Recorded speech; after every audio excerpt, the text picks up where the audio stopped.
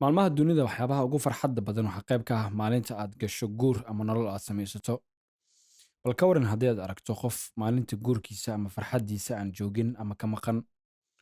Weeryahanka dalka Sierra Leone Maxamed Boye Tore ayaa ka baaqday maalinta arooskiisa si uu u dhammaystiro u dhaqaaqista kooxda kubadda cagta Sweden ee Malmo. Arooskiisa ayaa la qorsheeyey inuu dhaco 21 Luulyo, laakiin kooxda ayaa dooneysay 27 jirkan inuu si ugu dhaqsiyaha badan ugu biiro kooxdan heshiiskan uu dhammaystiro. Sidaa darteed, wuxuu ka gaabsaday inuu aado xafladda guurkiisa, ugu dambeynna waa uu ka baaqday. Waxaan ku aqalgalay 21 Julaay dalka Sierra Leone, balse ma aanan joogin sababtoo ah kooxda Malmo ayaa iga codsatay inaan goor hore imaado iyo Tore u sheegay wargeyska ka soo baxa dalka Sweden.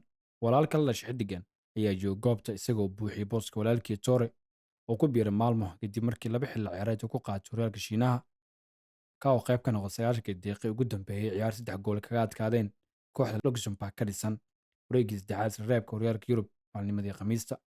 Tore ayaa 3 sawir isagii xaaskiisa cusub ku daabacay akoonnada uu ku leeyahay baraha bulshada lagu xiriiro, balse uu xaqiijiyey in sawirada la qaaday ka hor inta aanu dhicin dhacdada dhabta ee arooska iyo socdaalkiisa Sweden.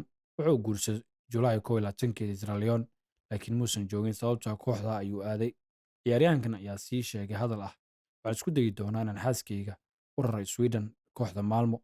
Haddii ay igu dhawaato arrintan ama aan dhammaystiro, way ila noolaan doontaa halkaasi." Tore lama uusan kulmin xaaskiisa tan iyo markii arooska dhacay, balse wuxuu u ballan qaaday in si wadajir ah ugu dabaaldegi doonaan bisha malabka iyo sida ugu dhaqsiyaha badan. Wuxuuna sheegay isagoo dhoola caddeynaya qoraal uu soo qoray ama qosol uu ku muujiyey: "Marka hore waxaan jeclaan lahaa inaan ku guuleysto horyaalka dalka, kadibna waxaan aadi doonaa bisha malabka."